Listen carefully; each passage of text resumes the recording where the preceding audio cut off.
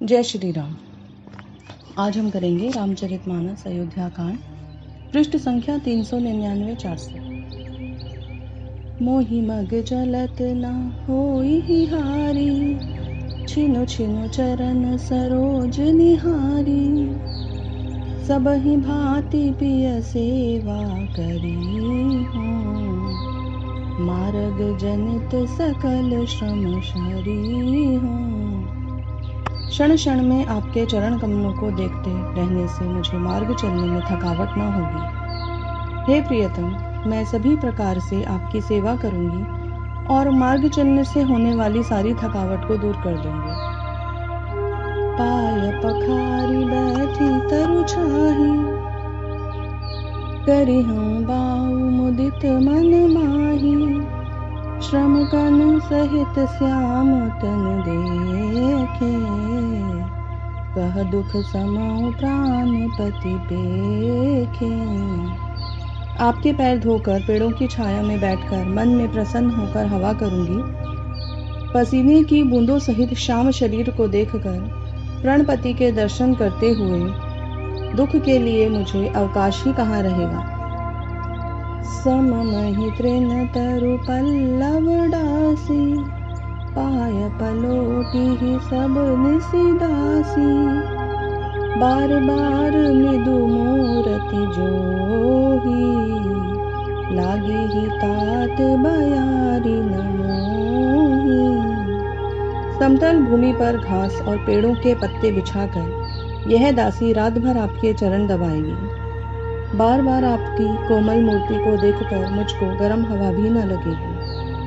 को प्रभु संग मोहि चित निहारा, सिंधु बधुहि जिमि ससक सियारा। मैं सुकुमारी नाथ बन जोगु, तुम हैं उचित तप मों कहु भोगु। प्रभु के साथ मेरी ओर देखने वाला कौन है। जैसे सिंह की स्त्री को खरगोश या सियार नहीं देख सकते, मैं सुकुमारी हूँ और नाथ वन के योग्य हैं। आपको तो तपस्या उचित है और मुझको विषय भोग। ऐसे वचन कठोर सुनी जो न हृदय बिलगा, तऊ प्रभु विषम वियोग दुख सही पावर प्राण। ऐसे कठोर वचन सुनकर भी जब मेरा हृदय न फटा तो हे प्रभु, मैं पामर प्राण आपके वियोग का भीषण दुख कैसे सहेंगे। अस कही सिय बिकल भई बारी, बचन वियोग न सकी संभारी। देखि दशा रघुपति जिय जाना, हठि राखे नहीं राखी ही प्राणा। ऐसा कहकर सीता जी बहुत ही व्याकुल हो गई।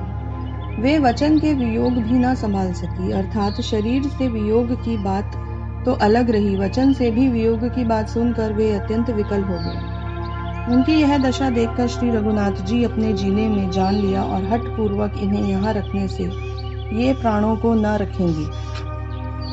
कहे कृपाल भानुकुल नाथा, परिहरि सोचु चलहु बन साथा। नहीं विषाद कर अवसर आजो, बेगी करहु बन गवन समाजो। तब कृपालु सूर्यकुल के स्वामी श्री रामचंद्र जी ने कहा कि सोच छोड़कर मेरे साथ वन को चलो। आज विषाद करने का अवसर नहीं है, तुरंत वन गमन की तैयारी करो। कही प्रिय बचन प्रिया समुझाई, लगे मातु पद आशीष पाई। बेगी प्रजा दुख में तब आई, जननी निठुर बिसरी जन जाई। श्री रामचंद्र जी ने प्रिय वचन कहकर प्रियतमा सीता जी को समझाया, फिर माता के पैरों लगाकर आशीर्वाद प्राप्त किया। बेटा, जल्दी लौटकर प्रजा के दुख को मिटाना और यह निठुर माता तुम्हें भूल न जाए। फिर ही दशा विधि बहुरी की मोरी, देखी हम नयन मनोहर जोरी। सुदिन सुघति सुघरी तात कब होई, जननी जियत बदन बिदु जोही। हे विधाता, क्या मेरी दशा भी फिर पलटेगी?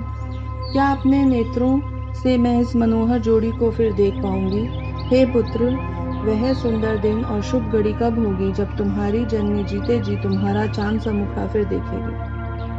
बहुरी बच्छ कली लालु कही, रघुपति रघुबर तात, कबहि बोलाई लगाई ही, हर्षि निरखियूंगा। हे तात, वत्स कहकर, लाल कहकर, रघुपति कहकर, रघुवर कहकर मैं फिर कब तुम्हें बुलाकर हृदय से लगाऊंगी और हर्षित होकर तुम्हारे अंगों को देखूंगी।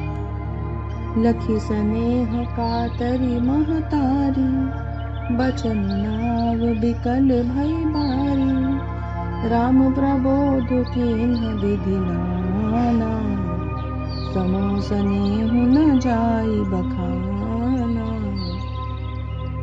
यह देखकर कि माता स्नेह के मारे अधीर हो गई हैं और इतनी अधिक व्याकुल हैं कि मुंह से वचन नहीं निकलता, श्री रामचंद्र जी ने अनेक प्रकार से उन्हें समझाया, वह समय और स्नेह वर्णन नहीं किया जा सकता।